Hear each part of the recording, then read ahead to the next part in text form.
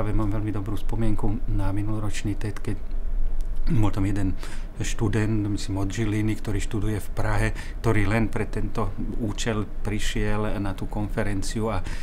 doslova teda až chodil za mnou, sme veľa času spolu strávili v intenzívnych debatách o evolúcii, o živote, o bunkách, o biotechnológiách a myslím, že z neho až taká sršal ten záujem. Na takí študenti sú je to potom potešenie aj pre toho učiteľa. Vrelo môžem odporučiť na základe osobnej skúsenosti z minulého roku, že TED poskytuje unikátnu príležitosť stretnúť zaujímavých ľudí z rôznych oblastí života, ktorí sa venujú nepredstaviteľne zaujímavým činnostiam, ktoré niektoré vyzerajú